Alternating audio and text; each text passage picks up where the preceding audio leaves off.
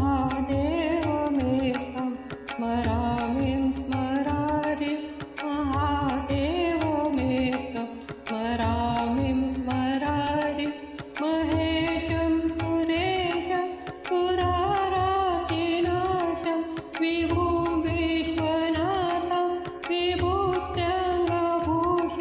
विरूपाक्षमिन्द्वर्कवह्नित्रिनेत्रं सदानन्दमीडे प्रभुं पञ्चवक्त्रं सदानन्दमीडे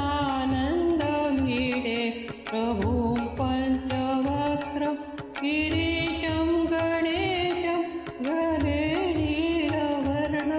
गवेन्द्रादिरूढं गुणातीतरूपं भवं भास्वरं भस्मनाभूषिताङ्गं भवानीकलत्रं भजे पञ्चवक्त्रं भवानीकलत्रं भजे पञ्चवक्त्रं शिवकान्तशम्भो शशाङ्कार्धमौले महेशानशूले जटाजूटधारि त्वमेको जगद्व्यापको विश्वरूपा प्रसीद प्रसीद प्रभो पूर्णरूप प्रसीद प्रसीद प्रभो पूर्णरूप परात्मानमेकं जगद्बीजमाद्यं निरीहं निराकारोङ्कारवेद्य यतो जायते फलते येन विश्वं तमीशं भजे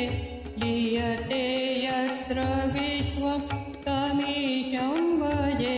लीयते यत्र विश्वं न भूमिर्न चापो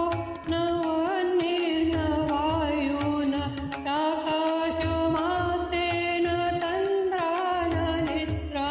न ग्रीष्मो न शीतं न देशो न वेशो न यस्यादिमूर्ति त्रिमूर्तिं तमीडे अजं शाश्वतं कारणं कारणानां शिवं केवलं भासकं भासकानां तुरीयं तमा पारमाद्यन्तहीनं प्रपद्ये परं पावनं द्वैतहीनं प्रपद्ये परं पावनं द्वैतहीनं नमस्ते नमस्ते विभो विश्वमूर्ते नमस्ते नमस्ते चिदानन्दमूर्ते नमस्ते नमस्ते तपोयोगगम्य नमस्ते नमस्ते श्रुतिज्ञानगम्य नमस्ते नमस्ते श्रुतिज्ञानगम्य प्रभो शूलपाणे विभो विश्वनाथं महादेव शम्भो महेशं त्रिनेत्रं शिवाकान्तशान्त स्मरारे पुरारे त्वदन्यो वरेण्यो न मान्यो न गण्य त्वदन्यो वरेण्यो न मान्यो न गण्य शम्भो महेश करुणामय शूलपाणे गौरीपते पशुपते पशुपाशनाशि काशीपते करुणया जगदेक देख त्वं हंसि पासि विद्धासि महेश्वरोऽसि त्वत्तो